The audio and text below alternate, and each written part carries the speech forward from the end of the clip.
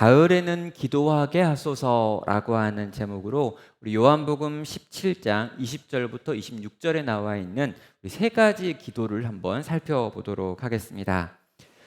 저희는 이제 지난 주일부터 해가지고 주일, 월요일, 화요일 이렇게 2박 3일 동안 이 정교인 수련회를 다녀왔고요. 이 정교인 수련회에서 전했던 말씀이 오늘 이 요한복음 17장 20절로 26절까지에 있는 말씀입니다.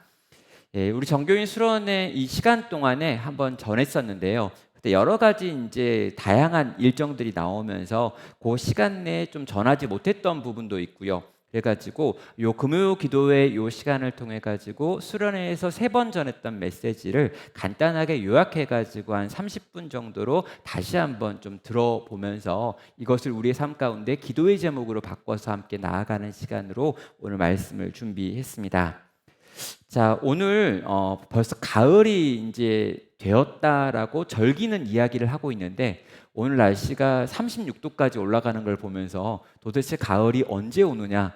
나는 설교 제목을 가을에는 기도하게 하소서라고 잡았는데 도대체 가을인지 여름인지 알 수가 없는 오늘 하루를 보냈습니다. 아무튼 굉장히 오늘 또 더운 날이었는데요. 시기적으로 이미 우리는 입추가 지났고 시기적으로는 지금 가을에 들어가고 있습니다. 아침과 밤으로는요, 이제는 좀 시원해질 것 같다라고 하는 생각도 하고 있죠. 그럼 가을이 되면은요, 이 생각나는 시 중에 하나가 바로 오늘 우리가 읽으려고 하는 이 가을에는 기도하게 하소서라고 하는 이 김현승 시인의 시입니다. 저는 이 김현승 시인을 굉장히 좋아하는데요. 제가 졸업한 이 숭실대학교 교수님이기도 하셨는데 이 숭실대학교를 다니면서 김현승 시인에 대해서 조금 더 이렇게 알게 되고 그분의 에피소드를 들을 기회가 있었습니다. 이 김현승 시인 이 교수님께서는요, 이 수업 시간에 종종 내가 가장 아름답게 죽는 모습은 저 강대상에서 앉아 있다가 죽는 모습이다라고 말씀을 하셨는데요. 실제로 이 김현승 시인은 1975년도에 채플, 그러니까 숭실대학교 예배 시간에 뒤에서 대표 기도를 하시겠다라고 앉아서 기다리고 있는 동안에 돌아가셨다고 합니다. 대표 기도 시간이 돼가지고 뒤에 앉아있던 분이 이제 앞으로 나와가지고 이제 기도를 시작해야 되는데 나이가 좀 있었기 때문에 그분이 졸고 계셨던 것 같아요.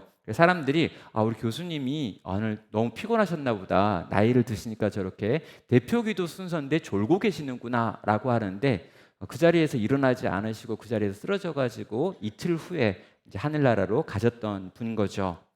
정말 기도하는 교수님이었고요. 하나님을 사모하는 분이셨고요. 정말 강단에서 죽고 싶다라고 하는 걸 믿음의 고백으로 계속 올려드렸는데 실제로 그렇게 하나님께서 불러주셨던 교수님이기도 합니다. 이 김현승 시인은요, 가을에는 기도하게 하소서라고 하는 시를 남겼는데요. 가을에는 기도하게 하소서, 낙엽들이 지는 때를 기다려 내게 주신 겸허한 모국어로 나를 채우소서. 가을에는 사랑하게 하소서, 오직 한 사람을 택하게 하소서. 가장 아름다운 열매를 위하여 이 비옥한 시간을 가꾸게 하소서. 가을에는 홀로 있게 하소서. 나의 영혼 굽이치는 바다와 백합의 골짜기를 지나 마른 나뭇가지 위에 다다른 까마귀 같이라고 하는 시를 남겼습니다. 가을에 우리가 해야 될 것은 기도하는 것이다, 사랑하는 것이다, 그리고 혼자 있는 법을 배워야 하는 것이다 라고 말하며 이 가을의 기도라고 하는 굉장히 유명한 시를 남겼습니다. 자, 우리도 이 가을에요, 좀 기도해야 할 것 같습니다. 예수님께서 이 땅에 있는 교회를 바라보시면서 하셨던 기도를 우리가 다시 한번 듣고 배우면서 이 기도의 제목을 가지고 하나님께 나아가 기도하는 가을, 또 기도하는 오늘 저녁 되기를 주의 이름으로 축원합니다. 자, 먼저 오늘 우리가 살펴보기 전에 배경이 되는 이야기가 있는데요. 일단 두 가지입니다. 일단 요한복음 17장이 가지고 있는 중요성을 다시 한번 떠올려 보셔야 합니다. 예수님께서 예수님의 제자들과 모여가지고 마지막 유월절 식사를 나누시면서 이 유월절 식사 자리에 있었던 제자들에게 14장부터 16장까지 꽤 긴 마지막 설교를 하셨습니다. 내가 고난을 받을 것이다 라고 하는 말을 했고요. 내가 떠난 다음에 너희가 열매 맺는 비결은 이것이다 라고 가르치셨습니다. 그리고 너희에게 그 열매를 맺게 하실 성령님은 이런 분이시다 라고 하는 굉장히 중요한 몇 가지 주제의 설교를 이 제자들에게 했지요. 자, 그렇게 제자들에게 열심히 설교를 하신 다음에 이어서 하고 있는 것이 바로 오늘 17장에 나와 있는 예수님께서 하나님께 올려드리는 대제사장의 기도라고 불려지는 기도입니다. 여러분, 이 17장이 왜 중요하냐라고 하면은요, 예수님께서 앞서 가르치셨던 모든 내용이 실제 일어나기 위해서 필요한 것은 하나님께서 너희 가운데 은혜를 부어주시는 것이다 라고 하는 것을 이 17장에 보여주는 위치가 말하고 있기 때문입니다. 하나님의 은혜가 아니면 주님 뜻대로 살 수 없다. 하나님의 계획과 뜻에 대하여 너희가 아무리 잘 알고 배웠다 할지라도 하나님이 은혜를 베풀어 주지 않으면, 하나님이 그것을 하게 만들지 않으면 그런 일은 일어나지 않는다라고 하는 것을 강조하면서 예수님의 모든 설교의 마지막에 예수님이 하나님께 올려드리는 기도가 있더라는 것이죠. 사랑하는 성도 여러분, 우리의 삶 가운데 주님께 순종할 수 있는 능력은 기도를 통해서 하나님께서 도와주셔야지만 가능하다는 것입니다. 자, 그런 다음에요, 오늘 이 17장 전체에서 20절부터 26절이 가지고 있는 중요함이 있습니다. 여기 20절을 보면은요, 내가 비옵는 것은 이 사람들만을 위함이 아니요 또 그들의 말로 말미암아 나를 믿는 사람들도 위함이니라고 말하고 있습니다. 이게 무슨 말입니까? 이 앞에 나와 있는 이 사람들만이라고 하는 표현이 있는데, 이건 예수님과 함께 식사를 하고 있는 12명의 제자들을 의미합니다. 그런데 지금 내가 하나님께 기도하는 것은 여기 있는 이 사람들만 위한 것이 아니요라고 말한 다음에 지금 그 뒤에 또 다른 사람들을 위해 기도한다라는 거죠. 누구입니까? 그들의 말로 말미암아 나를 믿는 사람들도 위함이니라고 말하는 겁니다.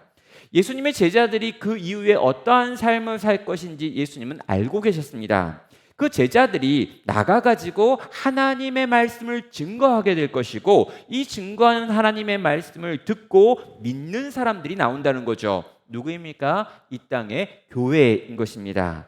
여러분, 이 땅에 교회를 바라보시면서 지금 예수님의 눈이 활짝 열리셔가지고 눈앞에 있는 제자들 건너편에 있는 이 말씀을 믿고 듣고 따르게 될 이 땅에 있는 모든 교회가 보이는 겁니다. 그리고 그 보이는 이 영적인 눈에 보이는 그 땅에 있는 모든 교회를 바라보면서 하나님께 나아가 간구하는 내용이 오늘 20절부터 26절에 있는 내용이라는 거죠. 그러니까 지금 예수님께서 직접적으로 우리를 바라보시면서 우리를 위해서 하는 기도가 나와 있는 것이 바로 여기 20절부터 26절의 내용인 것입니다.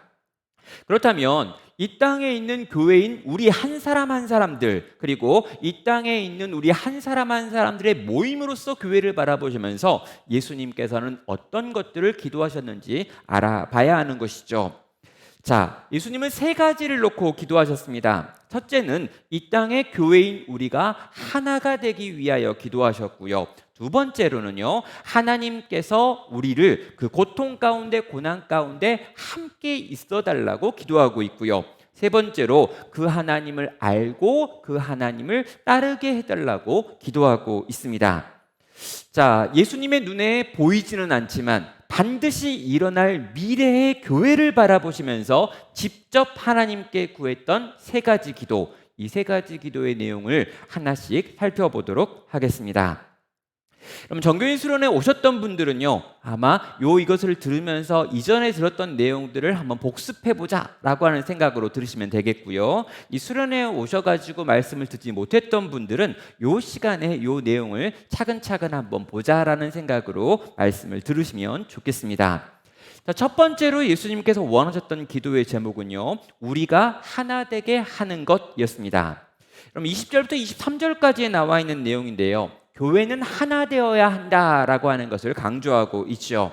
우리는요, 교회가 하나 되어야 된다라고 하는 걸 다 알고 있습니다. 그리고 많이 하고 또 듣고 있는 말이기도 하죠. 그러나 현실은 교회는 끊임없이 분열되어지는 모습들을 보여왔습니다. 왜냐하면은요, 교회 안에 어떤 갈등이 일어날 때 나는 하나님 편에 있고 너는 하나님 반대편에 있다라고 하는 생각이 너무나 많기 때문입니다. 그러다 보니까요, 상대방과 대화해가지고 차근차근 이 문제를 풀어가는 것이 아니라 나는 하나님 편에 있고 넌 마귀 편에 있으니 네가 죽거나 사라지거나 없어져야 된다. 너는 망해야 돼라고 하면서 교회가 깨지고 나뉘게 되는 것입니다. 여러분, 인간이 가지고 있는 인간의 죄된 본성 역시 무언가를 하나로 만들기보다는 끊임없이 다른 것들과 차이점을 두고 깨는 일들을 반복해 오더라는 거죠. 여러분, 교회의 영적인 리더가 누구여야 되냐면요, 깨어있는 사람들, 하나님을 아는 사람들, 하나님을 사랑하는 사람들, 영적인 눈을 가지고 여러 가지 문제들을 볼 수 있는 사람이어야 되는데, 세상에 있는 죄된 본성을 그대로 가지고 있는 사람들이 교회의 영적 리더가 돼서 교회를 움직이고 있을 때 실제로 교회는 끊임없이 깨지는 역사를 반복할 수밖에 없다라는 것입니다. 여러분, 교회는 하나가 되어야 하고요, 이 교회의 하나됨은 너무나 중요한 문제인데도 불구하고 끊임없이 이 땅의 교회들은 깨지고 나누어지는 모습들을 보여왔다는 것입니다. 자, 우리는요, 교회가 하나가 되어야 한다라고 하는 말을 들으면은요, 크게 이 교회가 여러 가지 모임들이 다양하게 있는데 이 모든 걸 하나로 통합해야 되는 거냐라고 생각하는 분들이 있고요, 또 어떤 분들은요, 교회 안에 있는 다양성을 깨면서라도 우리가 한 방향, 한 목적을 바라보며 함께 걸어가야 된다라고 생각하는 이 획일성이라고 하는 것으로 이해하는 분들도 있습니다. 근데 여러분, 그게 아니죠. 여러분, 하나님께서는 크고 많은 것을, 또 세력이 큰 것들을 좋아하는 것이 결코 아니고요, 또 다양한 사람들의 모습들이 함께 모여가지고 있는 것을 기뻐하시지, 이 모든 사람들이 똑같은 사람이 되기를 원하는 게 결코 아니기 때문입니다. 자, 성경이 말하고 있는 교회의 하나됨 이 안에 있는 이 연합이라고 하는 것은요, 기본적으로 영적인 연합을 의미합니다. 21절부터 23절까지에 있는 내용을 보면은요, 21절에서 아버지께서 내 안에, 내가 아버지 안에 있는 것 같이 우리가 연합해야 된다라고 말하고 있고요, 또 같은 표현으로 22절에도요, 이는 우리가 하나 된 것 같이, 여기서 우리는 아버지와 아들이 하나 된 것 같이 그들도 하나가 되게 하려 함이니라고 말하고 있습니다. 그러니까 여기 먼저 나오는 건 뭐냐면요, 아버지와 예수님, 그 아들이 하나가 되어 있는 것처럼 교회가 하나 되어야 한다라고 하는 말을 하고 있는 것입니다. 또 여러분, 두 번째로요, 23절에 보면 곧 내가 그들 안에 있고 아버지께서 내 안에 계시어 그들로 온전함을 이루어 하나가 되게 하려 함이다라고 말하고 있는 거죠. 자, 여러분, 여기서 두 가지 종류의 하나됨이 나와 있는데 성부와 성자가 하나 되었다라고 하는 표현이 먼저 나오고요, 성령 안에서 하나님께서 사람 속에 들어오시는 것으로 인하여 이제 하나님과 인간이 하나가 되었다라고 하는 이야기들이 나오고 있습니다. 자, 우리가요, 전혀 다른 사람들이 모여있는 교회 공동체가 하나 될 수 있는 이유는 먼저 하나님과 우리가 하나 되어지는 영적인 연합이라고 하는 사건이 일어났기 때문에 가능하다라고 하는 말을 하는 것입니다. 그럼 먼저 성도가 되었기 때문에, 먼저 하나님 안에 있기 때문에, 성령께서 우리 각 사람 가운데 들어오셨기 때문에 그 성령을 가진 사람들끼리 하나가 될 수 있는 거지, 이 성령이 그 안에 없는 사람들끼리 모여가지고 하나가 되는 건 불가능하다는 것입니다. 그럼 가끔요, 우리가 어떤 좋아하는 것이 있거나 무슨 취미 생활을 같이 하는 사람들을 보면은요, 또 서로가 막 뜨겁게 사랑하는 사람들이나 또 뜨겁게 아주 좋아하는 우정 관계에 있는 친구들을 보면 우리가 하나다라고 하는 이야기를 하는 경우들이 있습니다. 그런데 여러분, 그건 지금 성경이 말하고 있는 하나됨과는 전혀 다른 거라는 거죠. 지금 성경이 말하고 있는 하나됨은요, 하나님 안에서 하나된 사람들, 하나님께서 우리 가운데 들어오셔서 한 성령을 가지고 있는 그 영적인 하나님과 연합을 가지고 있는 사람들이 이제 우리들끼리 모여가지고도 하나가 되어지는 이 모습을 보여주고 그걸 설명하고 있다라는 거죠. 그래서 하나가 될 수 있는 가능성이 없었던 인간들이 하나님께서 우리와 하나가 되셨기 때문에, 성령께서 우리 가운데 들어와 내주하시기 때문에 하나 될 수 있는 가능성이 열렸고, 그래서 우리는 하나 되어야 된다라고 말하고 있는 것입니다. 자, 여러분, 이 하나됨에 대한 성경적인 이해를 좀 정리할 필요가 있습니다. 먼저 이중적으로 하나가 되었죠. 하나님이 우리와 하나가 되셨기 때문에 예수님 안에서 우리도 서로 하나가 될 수 있게 되었다라고 하는 게 바로 이중적 하나됨입니다. 먼저 하나님과 우리가 하나가 되었고, 하나님 안에 있는 우리들이 서로 하나가 될 수 있습니다라고 말하는 거죠. 여러분, 이 하나됨의 특징은 뭐냐면 단회적으로 이미 일어난 일이다라고 말하고 있습니다. 우리가 그리스도 예수 안에 들어가는 순간 동시에 한 하나님을 아빠라고 부르면서 그 아빠 아래 있는 모든 자식들이 이제 한 집안에 소속되고 가족이 되는 신분의 변화가 일어나는 것처럼 이건 단회적이고 이미 일어난 일이며 신분에 관련된 존재의 변화를 의미한다라고 이해할 수 있습니다. 그런 다음에 이해해야 되는 게 뭐냐면, 그러나 아직 우리가 가지고 있는 하나됨이 온전하지 않다라고 하는 걸 이해하고 점진적으로 계속해서 하나 되기 위하여 애쓰고 노력하는 삶을 살아야 합니다라고 말하고 있는 거죠. 정리하면 이렇습니다. 이미 은혜로 얻어진 신분이 우리의 하나라고 하는 신분입니다. 그런데 우리의 수고를 통해서 점점 더 이 하나됨을 완성해 가는 것이 우리에게 맡겨진 역할이라는 거죠. 자, 우리가 하나 되었을 때 어떤 결과가 일어날까요? 세상이 우리를 보면서 저들이 하나 되어 있는, 세상이 만들어낼 수 없는 하나가 되어 있는 모습을 보니 저기 가운데 예수님이 있구나, 하나님이 있구나, 저들이 하나님을 사랑하고 하나님을 믿고 하나님의 능력 가운데 있는 자들이구나 라고 하는 걸 알게 된다는 것입니다. 결론은 이렇습니다. 성자 안에서 우리의 하나됨을 믿고 그것을 힘써 지키는 것, 그것이 오늘날 우리가 해야 될 일이라는 거죠. 사랑하는 성도 여러분, 교회 공동체는 하나 되어야 합니다. 예수 그리스도께서 우리를 위하여 십자가에 달려 죽으심으로 그 피로 말미암아 우리는 하나님의 자녀가 되었습니다. 한 하나님이신 아버지를 우리가 다 아빠, 아버지라고 부르기 때문에 그 아버지 안에 우리 모두는 형제요 자매가 되었고, 형제요 자매가 된 우리 가족은 가족의 하나됨을 지키고 보존하고 그것에 최우선순위를 두고 이 땅을 살아가야 되는 것이고요. 우리가 그렇게 살 때 세상은 도무지 하나 될 수 없는 사람들이 함께 모여 서로를 사랑하고 즐거워하는 것을 보면서 저들의 공동체 가운데 있는 하나님의 능력과 신을 믿게 된다라고 말하고 있는 것입니다. 자, 여러분, 이게 하나됨을 힘써 지켜야 되라라고 하는 예수님의 첫 번째 기도의 제목이었습니다. 두 번째는요, 우리와 함께 하소서라고 하는 기도를 하고 있습니다. 자, 여러분, 두 종류의 영광에 붙들리기를 지금 구하고 있는데요. 22절에 보면 내게 주신 영광을 내가 그들에게 주었사오니 라고 말하면서 이미 예수님께서 인간들에게, 교회에게 영광을 주었다라고 말하고 있고요. 24절을 보면은요, 내게 주신 나의 영광을 그들로 보게 하시기를 원하옵나이다 라고 말하면서 내가 어떤 영광을 가지고 있는데 그 영광을 이제 이 사람들이 보게 되기를 원한다라고 하면서 아직 주지 않은 어떤 영광에 대해서 이야기하는 것을 보게 됩니다.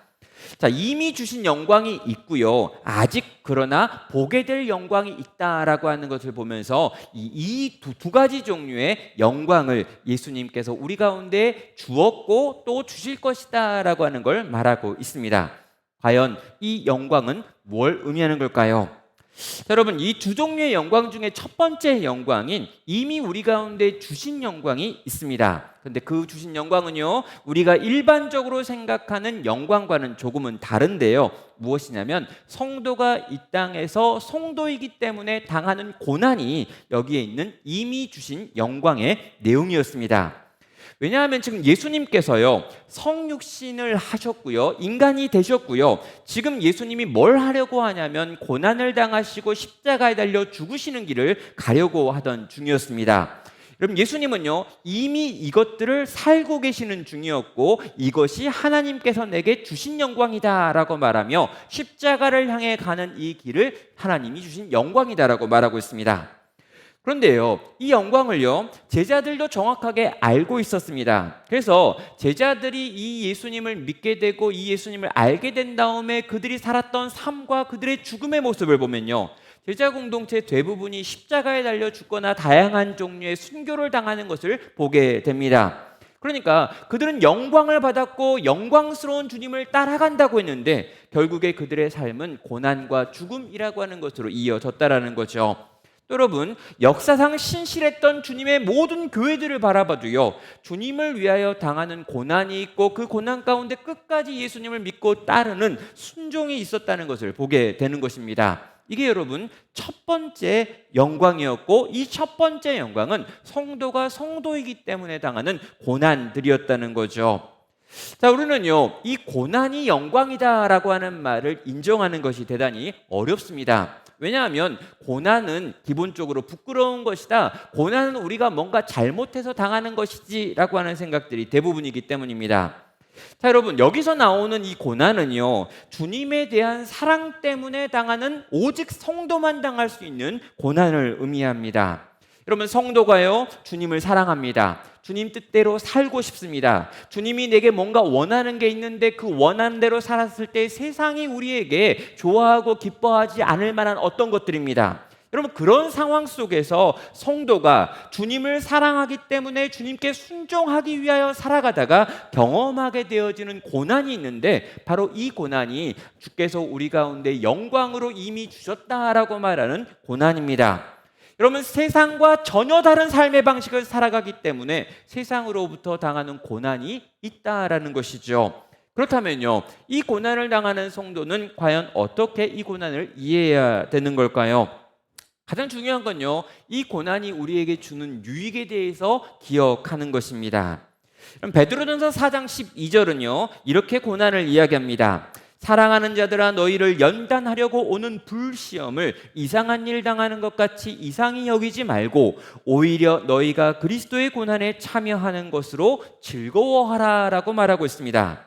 여러분, 우리에게 불시험이 오는데요, 이 불시험을 당하는 것을 이상한 것으로 여기지 말라는 겁니다. 그런 다음에 심지어 너희가 지금 고난에 참여하는 이 참여하는 고난이 그리스도의 고난에 참여하는 것이니까 이것은 즐거워하고 기뻐해야 될 일이다라고까지 말을 하고 있는 것이죠. 여러분, 고난이 왔는데 성도로서 성도답게 살다가 어떤 고난을 당했다면 이상한 것이 아니라 당연히 올 것이 왔구나, 나를 지금 하나님께서 인정해 주시는구나 라고 생각하면서 즐거움으로 반응하라라고 하는 게 지금 베드로가 그 땅에 있는 교회를 바라보면서 전했던 내용인 것입니다. 자, 여러분, 우리 가운데 있는 고난이 주는 유익은 두 가지라고 할 수 있습니다. 첫 번째는요, 내가 진짜 신앙을 제대로 가지고 있는가 그렇지 않는가라고 하는 걸 보여주는 시금석, 리트머스 시험지가 바로 이 고난이라는 것입니다. 여러분, 고난이 없을 때 신자가 신자인지 아닌지 알 길이 없습니다. 그런데요, 진짜 고난이 왔고 성도이기 때문에 당하는 어려움이 생겼을 때 이 어려움에도 불구하고 내가 하나님을 사랑하기에 이 길을 계속해서 고난 가운데 걸어가겠다라고 하면 그는 참이고요, 이 고난의 무게 앞에서, 이 고난의 어려움 앞에서 이제까지 내가 걸어왔던 성도의 길을 포기하거나 더 이상 그 길을 가지 않겠다라고 선택하는 것은 거짓 신자의 모습이라는 것입니다. 하나님께서는 진짜와 함께 예배하기 원하시고요, 진짜와 함께 하나님의 나라를 만들어가기를 원하십니다. 그래서 성도의 삶 가운데 찾아오는 어떠한 고난의 문제 속에서 그가 어떻게 반응하는지로 그가 참인지 거짓인지를 끊임없이 걸러내고 계시다는 것이죠. 사랑하는 성도 여러분, 이 고난의 문제 앞에서 여러분이 참으로 드러날 수 있기를 주의 이름으로 축원합니다. 또 여러분, 이 고난은요, 교회를 하나 되게 만드는 데 있어서 굉장히 중요한 도구가 됩니다. 여러분, 우리가 언제 어떻게 하나가 되느냐라고 하는 걸 살펴보면요, 기본적으로 같은 종류의 고통을 경험할 때 우리는 그 같은 종류의 경험을 통해서 힘들어하고 어려워하고 아파하고 기도하고 함께 울며 우리가 하나가 되어지는 것들을 경험합니다. 그러면 진정한 공감이라고 하는 것은요, 진정한 하나됨이라고 하는 것은요, 같은 종류의 아픔을 경험할 때 느끼는 경우가 대부분이라는 거죠. 하나님의 몸된 교회 공동체가 주님을 위해 순종으로 믿음으로 나아가는 과정에서 경험하게 되어지는 어떤 고난은요, 실제로 그 고난을 함께 통과하는 가운데 우리의 하나됨을 만들어가는 데 굉장히 유익한 통로와 도구가 되는 것입니다. 또 여러분, 이 고통의 시간, 이 고난의 시간을 성도 개개 홀로 이것을 지나갈 수 없기 때문에 하나님께서는 이 고난의 시기를 함께 할 수 있는 공동체를 주셨고요, 공동체의 도움과 기도와 함께함과 함께 씨름하는 시간들을 통해서 우리는 이 고난을 지나가는 동안에 더 견고해진 교회 공동체, 하나된 공동체를 만날 수도 있다는 것이지요. 여러분, 교회의 하나됨이 너무나 중요하다라고 말씀하셨기 때문에 이 교회 공동체 가운데 고난이라고 하는 도구로 찾아오셔서 우리로 하여금 참된 하나님의 공동체로 빚어가시는 게 주님의 방법일 수 있다는 것입니다. 그래서 여러분, 우리는 어떻게 고난을 반응해야 합니까? 이 고난을 두려워하지 않아야 되고요, 이상한 것처럼 여기지 말아야 되는 것이고요, 이것이 그리스도의 고난이라면 이 고난을 지나는 동안에 우리는 더 견고해질 것이다, 우리는 더 하나 될 것이다, 이 고난을 지나는 과정을 통해서 하나님을 더 닮고 예수님을 더 닮아갈 것이다 라고 생각하며 믿음으로 그 고난을 통과할 수 있어야 되는 것입니다. 자, 여러분, 이것이요, 우리가 이미 받은 영광입니다. 우리가 성도이기 때문에 모든 성도에게 하나님이 이미 주신 영광이고요, 그래서 모든 성도는 복음과 함께 고난을 받을 수밖에 없다라고 하는 걸 기억해야 하는 것이죠. 자, 그렇다면은요, 이 두 번째 영광이 나오는데요, 이 두 번째 영광은 드러날 영광이고요, 아직 오지 않은 영광이고요, 주께서 반드시 우리에게 주시겠다고 약속하신 영광입니다. 우리에게 주실 받을 상이기도 한데요, 히브리서 11장 6절은 이렇게 말합니다. 믿음이 없이는 하나님을 기쁘시게 하지 못하나니 하나님께 나아가는 자는 반드시 그가 계신 것과 또 그가 자기를 찾는 자들에게 상 주시는 이심을 믿어야 할지니라 라고 말하고 있습니다. 여러분, 성도가 궁극적으로 누리게 될 어떠한 상을 이야기하시는데요, 무엇입니까? 하나님께서 하나님을 찾는 자들에게 준비하신 상이 있다라고 말하면서 그 영광의 주님을 만나게 되어지는 어떤 때가 있다라고 지금 설명하고 있는 것입니다. 여러분, 천국이 있다는 것입니다. 여러분, 요즘 천국이 없다라고 말씀하시는 분들이 있는데요, 아닙니다. 지옥도 있고 천국도 있습니다. 이 땅에서 하나님 나라를 만들기 위해 열심히 수고하고 애쓰지만 우리가 이 땅에서 하나님 나라를 오늘 이 시간 만들기 위해 애쓰고 노력할 수 있는 힘과 소망이 어디에서 나오냐면, 우리가 영원한 나라에 가가지고 그곳에서 영원토록 누리게 될 하나님을 알기 때문에, 그분을 믿기 때문에 오늘 이 땅에서 성도의 삶을 살 수 있더라는 거죠. 여러분, 우리에게 주실 영광스러운 선물이 기다리고 있습니다. 궁극적인 상이 우리를 위해 바라보고 있습니다. 영광의 주님을 뵙게 될 것입니다. 영광의 주님께서 거기서 우리를 기다리고 계시기 때문에 우리는 그분을 소망하면서 오늘 이 믿음의 길을, 이 첫 번째 영광의 길, 고난의 길, 십자의 길을 걸어갈 수 있더라는 것이죠. 여러분, 그래서요, 우리는 뭘 해야 되느냐라고 말하면요, 기도로 당신을 기다리는 것, 당신을 간절히 소망하는 것이 필요하다는 것이죠. 주실 상을 기대하면서 성도의 고난을 견뎌낼 수 있는 힘을 구해야 합니다. 고난 가운데 나 혼자가 아니라 우리 주님이 나와 함께 하신다라고 하는 걸 믿음으로 붙들어야 되는 거죠. 주께서 고난 가운데 있는 나와 함께함을 내 삶 속에서 경험하고 누리는 것으로 나아가야 되는 것입니다. 그럼 예수님께서는요, 하나님께 지금 이 땅에 있는 이 교회 공동체가 정말 고난이라고 하는 이 첫 번째 영광을 지나갈 수 있게 해달라고, 그래서 주실 영광이라고 하는 이 두 번째 영광을 누리는 자들이 되게 해달라고 하나님께 간절히 간구하고 있는 것입니다.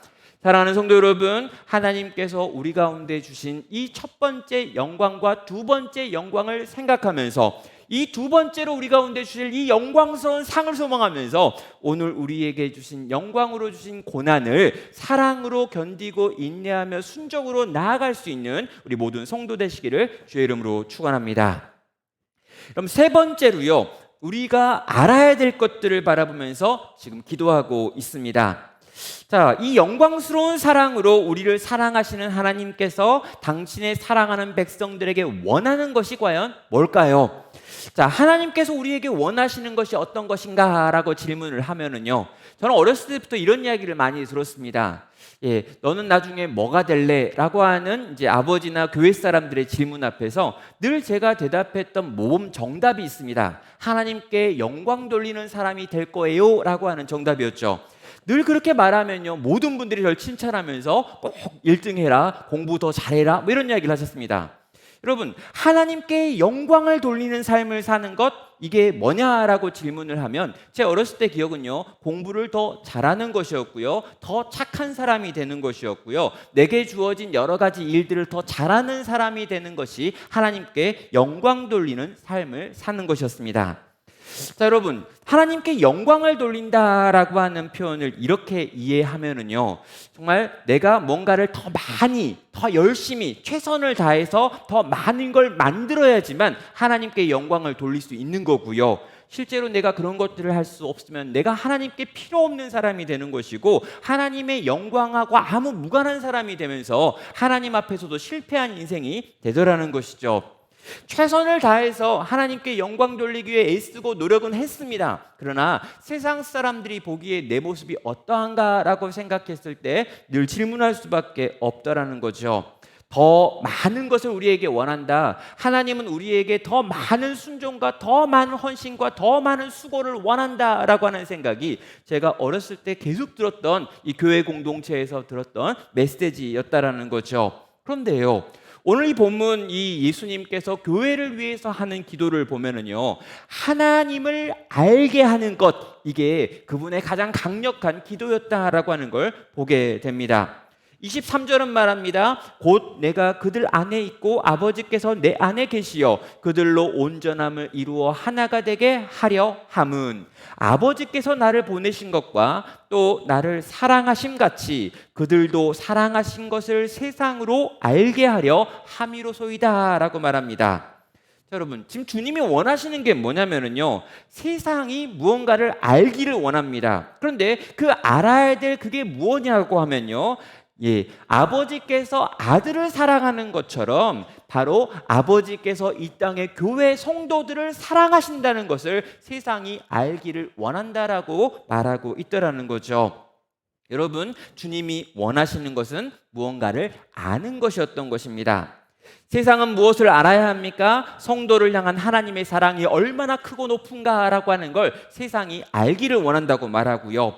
또 성도는 무엇을 알아야 합니까? 예수님과 함께 영원토록 거하고 있다라는 것, 그 하나님의 크신 사랑이 너희를 둘러싸고 있다라는 것, 너희가 이미 하나님과 하나가 되어 있다는 걸 아는 것, 이것이 그분의 가장 강력한 기도의 제목이었다는 거죠. 자, 그러면요, 우리는 어떻게 알 수 있는 걸까요? 하나님이 나를 사랑하신다는 걸 아는 것이 가장 중요한 기도의 제목이었다면, 하나님이 우리를 어떻게 사랑하시는지를 알 수 있는 방법이 뭔지 우리는 알아야 되는 것입니다. 어떤 분들은요, 기적 같은 체험을 통해 가지고 하나님이 나에게 응답하시고 내 기도에 답하시면 내가 하나님이 나를 사랑하시는 줄 알겠다라고 하는 분들이 있습니다. 내가 뭔가 체험을 해봐야겠다는 거죠. 그래서 막 이렇게 금가루가 떨어진다거나 내 치아에 있는 아말감이 금으로 바뀐다거나 내 팔의 길이가 다른데 그 다리 길이가 맞춰진다거나 내 몸에 있는 어떤 병이 치료되고 낫는 것들을 경험하면 하나님은 나를 사랑하시는 거다라고 하는 걸 확인할 수 있겠다라고 생각하시는 분들이 있습니다. 여러분, 이렇게 체험이라고 하는 부분이 없을 수 없고요, 기독교 신비 속에 그런 일들이 일어나기도 합니다. 문제는 뭐냐면요, 이 체험에 기초한 신앙의 특징이 뭐냐면 그걸 체험하지 못하는 순간 더 이상 하나님은 나를 사랑하지 않는구나라고 하는 결론에 이른다는 거죠. 여러분, 경제적으로 내가 돈을 벌면 하나님이 나를 사랑하는 거고, 돈을 잃어버리면 하나님이 나를 더 이상 사랑하지 않는 게 된다면요, 우리의 신앙은 끊임없이 변화되는 환경의 영향 가운데 놓여 있는 것이기 때문에 안정될 수 없다라는 것입니다. 여러분, 기적의 체험이나 내 기도가 응답되어지는 것을 가지고 하나님이 나를 사랑하신다라고 하는 걸 알 수는 없다라는 거죠. 그렇다면 여러분, 우리는 어떻게 하나님이 우리를 사랑하신다는 것을 알 수 있습니까?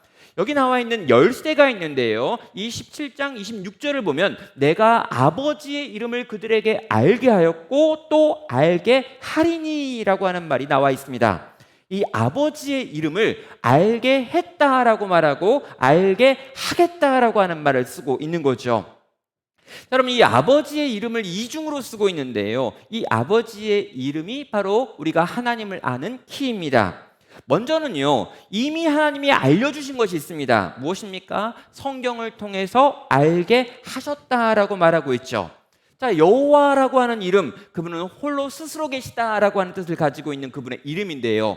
이 여호와 라파, 치료하시는 하나님, 여호와 니시, 승리하시는 하나님, 여호와 삼마, 함께 하시는 하나님, 여호와 이레, 준비하시는 하나님이라고 하는 방식으로 이 성경 곳곳에 여호와의 이름, 하나님 아버지의 이름들이 쫙 나와 있다는 것입니다. 이게 성경에 나와 있는 그분의 이름들입니다. 그런데요, 이 이름들은 그냥 떨어져 존재하는 것이 아니라 어떤 이스라엘 백성들의 사건과 사고들 속에 존재하고 있습니다. 그래서요, 성경에 있는 스토리를 보면요, 이 성경에 있는 여러 가지 스토리들은 여호와가 왜 치료자인지, 여호와가 왜 승리자인지, 여호와가 어떻게 함께 하시는지, 여호와가 무엇으로 우리를 준비하고 계시는지, 여호와가 어떤 의로움을 가지고 계시는지를 이 성경이 나와 있는 여러 스토리 속에서 구약에 있는 말씀을 가지고 우리 가운데 가르쳐주고 있다라는 것이죠. 그러니까 여러분, 예수님께서는요, 이 여호와의 이름, 아버지의 이름이 가지고 있는 그 의미와 그것에 실제 일어났던 이 구약에 있는 성경에 나와 있는 내용들을 가지고 이미 그것들을 너희에게 주었다라고 말하고 있는 것입니다. 사랑하는 성도 여러분, 하나님의 말씀인 성경 속에 이미 여호와의 이름이 들어와 있습니다. 그리고 우리는 그것을 보고 깨달으면서 우리의 마음 가운데, 우리의 생각 가운데 그 이름을 통해서 하나님을 알아가야 되는 거죠. 그런데 여러분, 요 암이라고 하는 것이요, 이 지적인 암으로 끝나서는 안 됩니다. 또 하나 알아야 되는 방법이 있는데요, 그것은 바로 그 이름이 실제로 우리의 삶 가운데 어떻게 경험되어지는가라고 하는 부분입니다.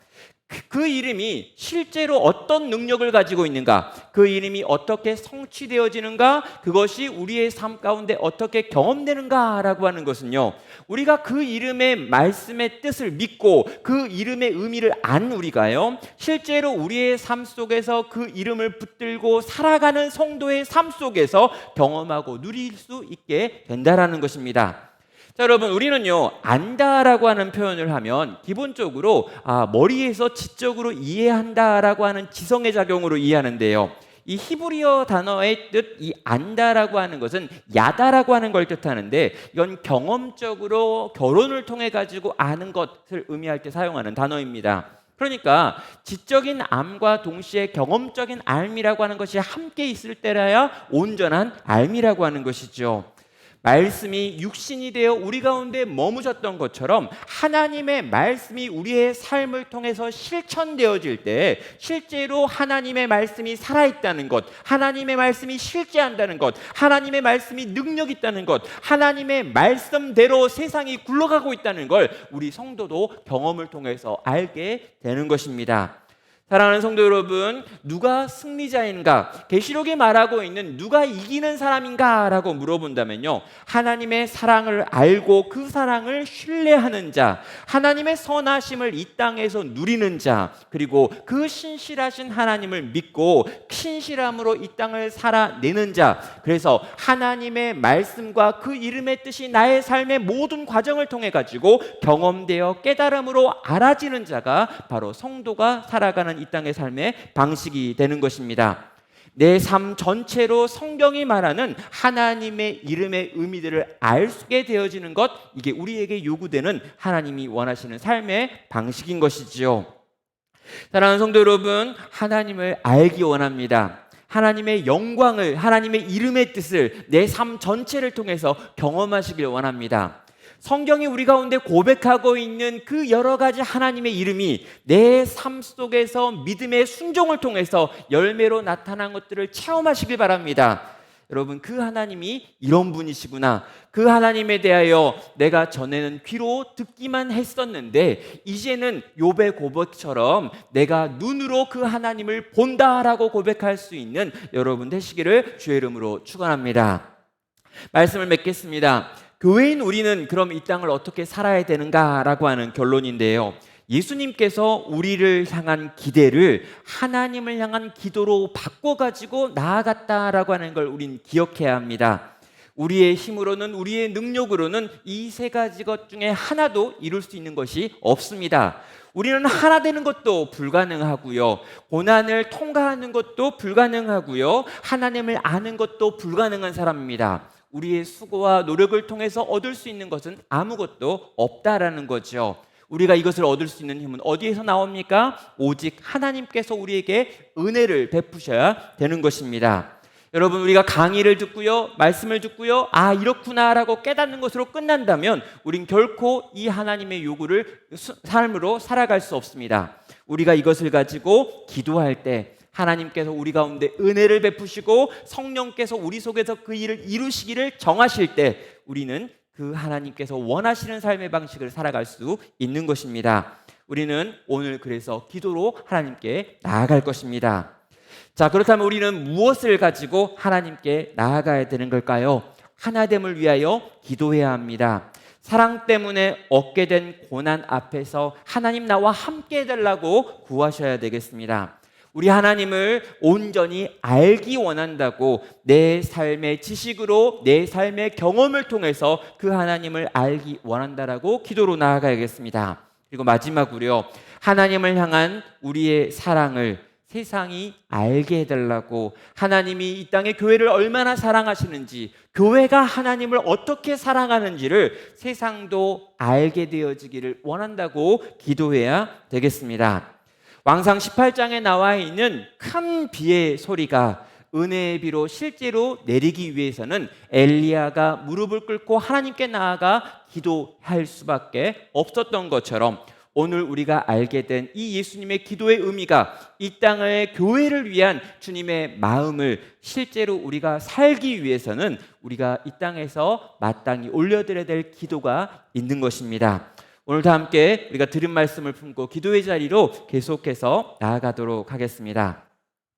이 시간 함께 같이 기도로 주 앞에 나아갈 텐데요, 우리 함께 기도에 주 앞에 나와 무릎을 꿇고 긍휼을 베푸시는 주 하늘을 향해 두 손을 들고 이 시간 하늘 문이 열리고 우리 가운데 은혜의 빗줄기가 임하게 해달라고, 이 땅 가득히 그 은혜의 빗줄기가 부어지게 해달라고 이 시간 같이 찬양으로 기도로 나아가도록 하겠습니다.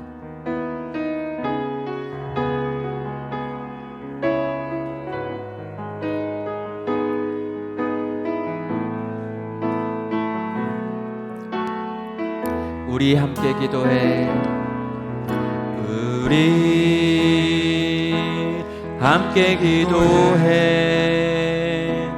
주 앞에 나와 무릎 꿇고 긍휼 베푸시는 주 하늘을 향해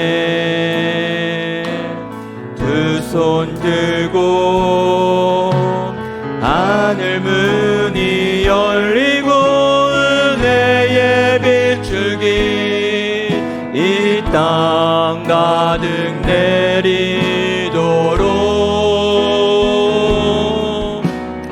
마침내 주 오셔서 은혜의 빗줄기 우리 위에 부시도록 우리 함께 기도해, 우리 함께 기도해, 주 앞에 나와 무릎 꿇고 긍휼 베푸시는 주 하늘을 향해 손 들고 하늘 문이 열리고 은혜의 빗줄기 이 땅 가득 내리도록 마침내 주 오셔서 은혜의 빗줄기 하늘 문이 열리고 하늘 문이 열리고 은혜의 빛줄기 이 땅 가득 내리도록 마침내 주 오셔서 은혜의 빛줄기 이리 위에 유시도록. 지금 우리 한 가지로 같이 기도하겠습니다. 이 가을에 주님, 우리가 기도하게 하여 주시옵소서. 예수님마저도 하나님께 이 땅에 교회를 품고 교회를 위해 기도하신 것처럼 주님, 교회인 우리도 기도하게 하여 주시옵소서. 하나님이 우리에게 원하시는 뜻을 살아갈 만한 능력이 우리 가운데 없습니다. 하나님이 우리 가운데 바라시는 계획대로 이 땅에서 순종할 만한 힘과 능력이 우리에게 없습니다. 주님, 주님의 뜻에 순종할 수 있는 은혜를 부어 주시옵소서. 성령님, 우리를 충만하게 하사 주님이 우리 가운데 요구하시는 그 삶의 방식을 살아가게 하여 주시옵소서. 하나님을 알아가는 것도 쉽지 않고 하나 되는 것도 쉽지 않고 고난을 믿음으로 통과하는 것도 쉽지 않나이다. 이것들이 가능한 유일한 힘과 능력은 하나님께 있사오니 주님, 은혜를 베풀어 주시옵소서. 긍휼을 베풀어 주시옵소서. 주님, 우리 가운데 찾아와 주시옵소서. 우리를 불쌍히 여겨 주시옵소서. 이 시간 함께 주의 은혜를 구하며 은혜의 비를 구하며 기도로 주 앞에 나아가겠습니다. 오 하나님 아버지, 이 시간 주 앞에 나아갑니다. 주여 하나님 아버지, 우리가 살아갈 만한 능력이 없음을 고백합니다. 주여 하나님 아버지, 우리가 알지 못함이 아니라 주여 하나님 아버지, 우리가 아버지 살아갈 수 없는 자임을 고백합니다. 주여 하나님 아버지, 성령이 우리를 붙잡아 주지 아니하시면, 은혜가 우리 가운데 임하지 아니하시면, 하나님께서 각 사람에게 능력으로 찾아와 주지 아니하시면 주여 하나님 아버지, 우리가 성도로 살아갈 수 없음을 고백합니다. 주여 하나님 아버지, 큰 은혜의 빗소리가 주여 아버지 비가 되어 내리기 위해서 하나님의 사람들이 기도하는 것이 필요했고 기도로 주 앞에 나아가 엎드리는 것이 필요했음을 고백합니다.